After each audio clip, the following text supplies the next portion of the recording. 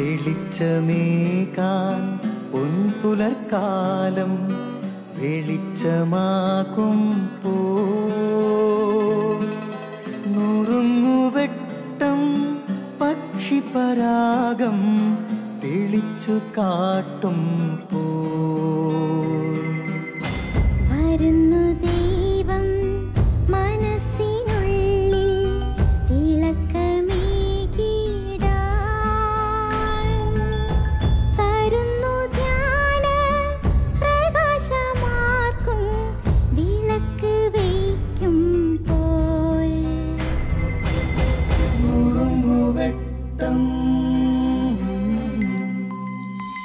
ഇറങ്ങിടട്ടെ ഹൃദന്തമെല്ലാം യുഗപ്രകാശത്താൽ മറഞ്ഞിടട്ടെ മനാന്ധകാരം യുഗപ്രസാദത്താൽ നുറുങ്ങുവെട്ടം.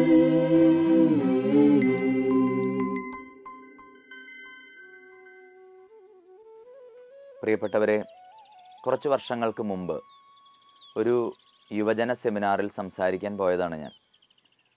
അപ്പോൾ അവിടെയുള്ള മിടുക്കനായ ഒരു ഹൗസ് സർജൻ, ഒരു ഡോക്ടർ, ഒരു മനുഷ്യനെയും കൊണ്ട് എൻ്റെ അടുത്ത് വന്നു. അവരുടെ പ്രശ്നം ഇതാണ്: ഭാര്യ മൂന്നാമതും ഗർഭിണിയാണ്.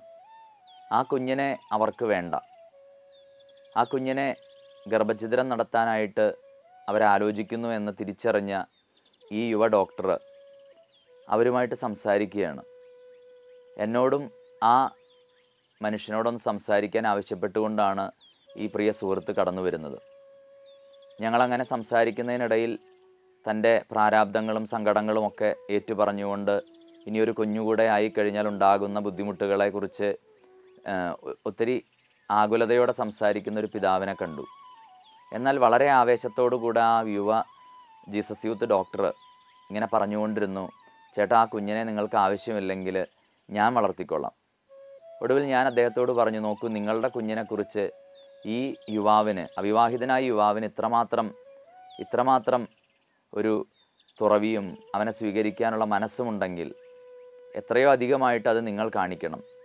അങ്ങനെ എന്തൊക്കെയോ സംസാരിക്കുകയും പ്രാർത്ഥിക്കുകയൊക്കെ ചെയ്ത് ഞങ്ങൾ പിരിഞ്ഞു പോന്നു. പിന്നീട് എന്താണ് സംഭവിച്ചതെന്നൊന്നും അറിയാൻ എനിക്കായില്ല. പിന്നീട് ഏകദേശം ഒരു വർഷത്തിന് ശേഷം മറ്റൊരു സ്ഥലത്ത് ഞാൻ പഴയ ആ ഡോക്ടർ ചങ്ങാതിയെ കണ്ടപ്പോൾ തൻ്റെ വിശുദ്ധ ഗ്രന്ഥം തുറന്നിട്ട് ഒരു മിടുക്കനായ ആൺകുഞ്ഞിൻ്റെ ചിത്രം കാണിച്ചു തന്നുകൊണ്ട് അവൻ എന്നോട് പറഞ്ഞു: ചേട്ടാ, നമ്മൾ അന്ന് സംസാരിച്ച ആ കുഞ്ഞാണിത്. അവരാ ഗർഭഛിദ്രം നടത്തിയില്ല. ആ കുഞ്ഞ് ഈ ലോകത്തിലേക്ക് വരാൻ ഇടയായി. പ്രിയപ്പെട്ടവരെ, പലപ്പോഴും കുഞ്ഞുങ്ങളെ നമ്മൾ ഒരുപാട് ഭീതിയോടെയാണ് നോക്കിക്കാണുന്നത്. ഒരു പ്രശസ്ത എഴുത്തുകാരി എഴുതിയൊരു വരിയുണ്ട്: പുറത്തെ മൈതാനത്ത് കുറേ കുഞ്ഞുങ്ങൾ കളിച്ചുകൊണ്ടിരിക്കുന്നു. ദൈവത്തോട് എനിക്കൊരു പരാതിയുണ്ട്, അവയിലൊന്നുപോലും എൻ്റെ കുഞ്ഞല്ലല്ലോ. ഒരു കുഞ്ഞില്ലാതെ വേദനിക്കുന്ന ഒത്തിരി മനുഷ്യരുണ്ട് ഈ ലോകത്ത്. ദൈവം തരുന്ന രണ്ടാമത്തെയോ മൂന്നാമത്തെയോ നാലാമത്തെയോ കുഞ്ഞാവട്ടെ, അത് ദൈവത്തിൻ്റെ പദ്ധതിയാണ്. ആ കുഞ്ഞിനെ സന്തോഷത്തോടുകൂടെ സ്വീകരിക്കാൻ കഴിയുന്നത് എത്രയോ വലിയ സത്കർമ്മമാണ്. തീർച്ചയായും നമ്മുടെയൊക്കെ ജീവിതത്തിൽ ദൈവം തന്ന കുഞ്ഞുങ്ങളെ ഓർത്ത് നന്ദി പറയാനും കുഞ്ഞുങ്ങളെ സ്നേഹിക്കാനും കൂടുതൽ കുഞ്ഞുങ്ങളെ സ്വീകരിക്കാനും ആവശ്യമായ ഒരു തുറവിക്ക് വേണ്ടി പ്രാർത്ഥിക്കാം. ഈശോ തൻ്റെ ശിഷ്യന്മാരോട് പറയുന്നുണ്ട്: കുഞ്ഞുങ്ങൾ എൻ്റെ അടുക്കൽ വരട്ടെ, അവരെ തടയരുത്. നമ്മുടെയും ജീവിതത്തിൽ നിന്ന് കുഞ്ഞുങ്ങളെ തടഞ്ഞു നിർത്തുന്ന, ഒരു കുഞ്ഞിനെ കൂടെ സ്വീകരിക്കാൻ സാധ്യതയുണ്ടായിട്ടും അതൊന്നും വേണ്ടെന്ന് ചിന്തിക്കുന്ന സ്വാർത്ഥതയുടെ ആ വിചാരങ്ങളെ നീക്കിക്കളയാൻ ദൈവത്തിൻ്റെ പരിശുദ്ധാത്മാവ് നമുക്ക് കൃപയും വരവും നൽകട്ടെ. ഏതെങ്കിലും രീതിയിൽ ഒരു കുഞ്ഞിനെ ഉപേക്ഷിച്ചാലോ ഛിദ്രവധം നടത്തിയാലോ എന്ന് നമ്മൾ ചിന്തിക്കുന്നുണ്ടെങ്കിൽ അതിൽ നിന്ന് പിന്മാറാൻ പരിശുദ്ധാത്മാവ് ഇന്നേ ദിവസം നമുക്ക് കൃപയും വരവും നൽകട്ടെ. ദൈവത്തോട് നമുക്ക് പ്രാർത്ഥിക്കാം.